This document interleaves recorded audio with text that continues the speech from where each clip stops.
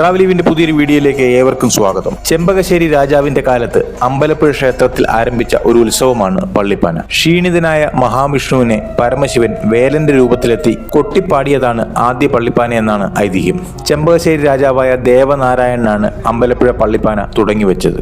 ആദ്യ പാന നടന്നത് കൊല്ലവർഷം 841 ഇന്നും ഇത് തുടർന്നു വരുന്നു. 12 വർഷത്തിലൊരിക്കലാണ് അമ്പലപ്പുഴ പള്ളിപ്പാന നടത്തുന്നത്. വേലൻ സമുദായത്തിൽപ്പെട്ടവരാണ് ഇന്നും ഈ പള്ളിപ്പാന നടത്തുന്നതിലെ പ്രധാനികൾ. ഐതിഹ്യങ്ങളുടെ കലവറയായ അമ്പലപ്പുഴ ശ്രീകൃഷ്ണ സ്വാമി ക്ഷേത്രം ആചാര അനുഷ്ഠാനങ്ങളുടെ പുണ്യഭൂമി കൂടിയാണ്. 410 വർഷങ്ങൾക്ക് മുൻപ് പൂരാടം പിറന്ന ചെമ്പകശ്ശേരി ദേവനാരായണ രാജാവ് നിർമ്മിച്ച ഈ മഹാക്ഷേത്രം താന്ത്രിക കുലപതികളായിരുന്ന കടിയാക്കോൽ പുതുമന തന്ത്രിമാരുടെ തർക്കത്തെ തുടർന്ന് കുറിച്ചി കരിങ്കുളം ക്ഷേത്രത്തിന്റെ ഊരാളന്മാരായിരുന്ന വലിയ മഠം കുടുംബക്കാർ ആരാധിച്ചു വന്നിരുന്ന പാർത്ഥസാരഥി വിഗ്രഹം ഇവിടെ കൊണ്ടുവന്ന് പ്രതിഷ്ഠ നടത്തിയതാണ്. കണ്ണമംഗലം ഇല്ലത്തെ മേൽശാന്തിമാർ നിത്യപൂജ നടത്തുന്ന ദക്ഷിണ ദ്വാരക കൂടിയാണ് ഈ ക്ഷേത്രം. ഏകദേശം 360 വർഷങ്ങൾക്ക് മുമ്പ് തുടക്കം കുറിച്ച കേരളത്തിലെ അപൂർവം ക്ഷേത്രങ്ങളിൽ മാത്രം കണ്ടുവരുന്ന ഈ പള്ളിപ്പാന 2026 ഫെബ്രുവരി 8 ഞായറാഴ്ച മുതൽ ഫെബ്രുവരി 22 വരെ ക്ഷേത്ര സങ്കേതത്തിൽ നടന്നു വരികയാണ്. ആ പള്ളിപ്പാനയുടെ കാപ്പുകെട്ടിന്റെ ചടങ്ങുകളാണ് ഇന്നത്തെ വീഡിയോയിൽ. പാന എന്നാൽ പാട്ട് എന്നാണ് അർത്ഥം. ദേവസന്നിധിയിൽ നടക്കുന്ന പാട്ടാണ് പള്ളിപ്പാന. ആലസ്യത്തിൽ ആയ മഹാവിഷ്ണുവിനെ പാട്ടുകൾ പാടി ഉണർത്തി കർമ്മനിരതനാക്കുകയാണ് പള്ളിപ്പാന ചടങ്ങുകളുടെ ലക്ഷ്യം.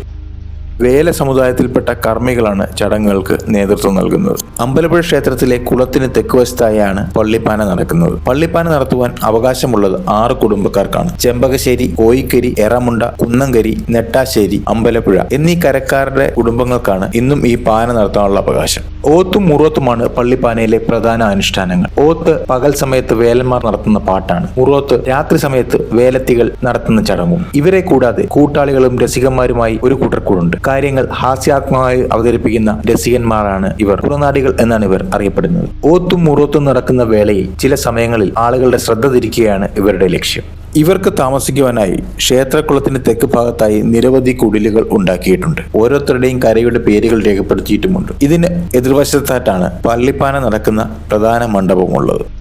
വിഗ്രഹത്തിലെ അശുദ്ധികൾ നീക്കം ചെയ്യാനും അതിന്റെ ശക്തി പുനർപ്രതിഷ്ഠിക്കുവാനുമാണ് ഈ ആചാരം നടത്തുന്നത്. വേലന്മാരാണ് പാനപ്പാട്ട് പാടി വിഗ്രഹത്തിന് ശക്തി പകരുന്നത്. ആദ്യത്തെ വേലൻ പരമശിവനാണെന്നാണ് വിശ്വാസം. അതിന് പിന്നിലെ കഥ ഇങ്ങനെയാണ്. പണ്ടൊരിക്കൽ മഹാവിഷ്ണുവിന് അധ്വാന ഭാരം മൂലം തളർച്ചയെ ബാധിച്ച് അദ്ദേഹം ഉറങ്ങിപ്പോയി. ജ്യോതിഷത്തിന്റെ ദേവനായ സുബ്രഹ്മണ്യൻ അദ്ദേഹത്തിനെ ഉണർത്തുവാൻ വേണ്ടി പള്ളിപ്പാന നടത്തുവാനായി ആവശ്യപ്പെട്ടു. ഈ 14 ലോകത്തും ദേവന്മാർ തിരക്കി നടന്നിട്ട് ഒരു വേലനെ കണ്ടെത്താൻ കഴിഞ്ഞില്ല. ഒടുവിൽ പരമശിവൻ പാർവതിയും വേലനും വേലത്തികളുമായി അവതരിച്ച് പള്ളിപ്പാന നടത്തുകയും മഹാവിഷ്ണുവിനെ ഉണർത്തുകയും ചെയ്തു.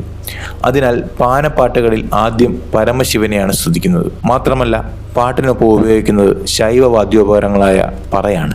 വേല സമുദായത്തിൽപ്പെട്ട കർമ്മികൾക്കാണ് ചടങ്ങുകൾക്ക് നേതൃത്വം എന്ന് പറഞ്ഞുവല്ലോ. എന്നാൽ അവരോടൊപ്പം ഗണകൻ, പാണൻ, മണ്ണാൻ തുടങ്ങിയ ജാതിയിൽപ്പെട്ട ആളുകളും ചടങ്ങുകളിൽ പങ്കെടുക്കുകയും ചെയ്യുന്നു. ജാതി ചിന്തകളും ഐത്താചാരങ്ങളും നിലനിന്നിരുന്ന ആ കാലഘട്ടത്തിൽ അമ്പലപ്പുഴ ക്ഷേത്രത്തിൽ എല്ലാ ജാതിക്കാർക്കും അനുവദിച്ചിരുന്ന അവകാശങ്ങൾ ഈ പള്ളിപ്പാന ചടങ്ങുകൾ വിളിച്ചോതുന്നു. രാജപ്രതിനിധി, മേൽശാന്തി, കോയിമസ്ഥാനി, കഴകക്കാർ, വാദ്യക്കാർ, അടിച്ചുതളിക്കാർ, തച്ചന്മാർ, അമ്പനാട്ട് പണിക്കൻ, മലയം തട്ടാൻ, കൊല്ലൻ തുടങ്ങിയ ക്ഷേത്ര ആചാരങ്ങളുമായി ബന്ധപ്പെട്ടവരും പള്ളിപ്പാനയുടെ ഭാഗമാണ് ഇന്നും. എല്ലാ വർഷവും മകരം 1 മുതൽ 12 വരെ നടക്കുന്ന 12 കളവും 12 എണ്ണം കാലം കൂടുമ്പോഴാണ് പള്ളിപ്പാന നടക്കുന്നത്. 12 പള്ളിപ്പാന കഴിഞ്ഞാൽ വിജയബലി എന്ന ചടങ്ങും നടക്കും. അവസാനമായി വിജയബലി നടന്നത് 1954 ഇപ്പോൾ നടക്കുന്നത് 30ാമത്തെ പള്ളിപ്പാനയാണ്. 2098 അടുത്ത വിജയബലി നടക്കേണ്ടത്. പള്ളിപ്പാനയുടെ മഹത് കർമ്മങ്ങൾ ആരംഭിക്കുന്നത് കാപ്പുകെട്ട് എന്ന ചടങ്ങോടുകൂടിയാണ്. ചൈതന്യം ആവാഹിച്ച കോയ്മവടിയാണ് മേൽശാന്തി പള്ളിപ്പാന പന്തലിലേക്ക് എഴുന്നള്ളിക്കുന്നത്. കോയ്മവടിയെ പിണിയാളായി സങ്കല്പിച്ചാണ് കർമാരംഭത്തിൽ കാപ്പുകൾ കെട്ടുന്നത്.